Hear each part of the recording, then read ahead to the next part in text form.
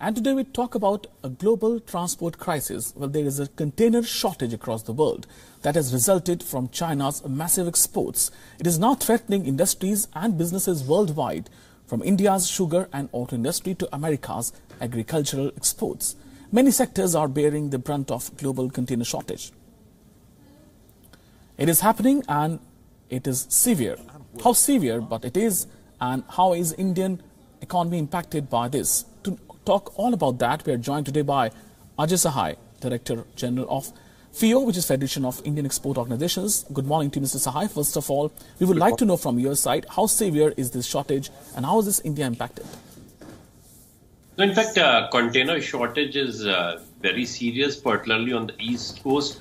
On the West Coast, of late, we have seen that some containers have come in. Government of India is constantly engaged with the shipping lines, and they have impressed on the shipping line to bring more containers to India, and they are bringing containers from Middle East and other places. The Indian Railway has taken the initiative to transport these containers free of cost from the gateway port to the hinterland port.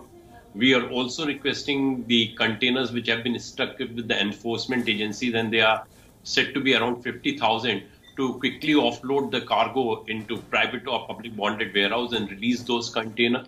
But I think this is the high time for us also to start building the containers. We know that China is basically dominating the container manufacturing, but the good thing is that India is also contemplating to move into that direction. We hope that some of the private sector player will come into container manufacturing to ease the pressure. Beside the container, I think it's a high freight rate also, which is affecting Indian exporter, particularly those who have gone for CIF and C&F contract, because freight has to be borne by them.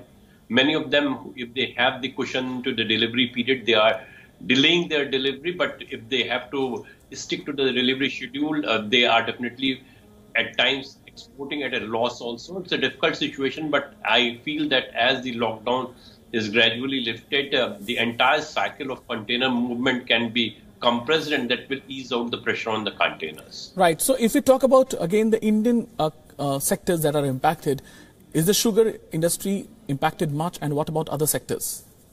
No, in fact, it's all the sectors which are there are impacted. The only issue is that if your margins are low, in those sectors, you are feeling much pinch into that. One of the reasons why India is facing little more shortage is the fact that our exports of raw material has increased, be it steel, plastics, chemical, iron and steel. And therefore, the demand for the containers has gone up, and even you require large containers for exporting this. As we move to the value-added segment, I think to a large extent, we will be able to see that this issue is addressed. Let me again say that it is all the sectors which are affected, though I think in some of the sectors, maybe in sugar, because shipment has to take place early, we have got order from Indonesia and some other places. The demand is definitely maybe putting more pressure on that sector.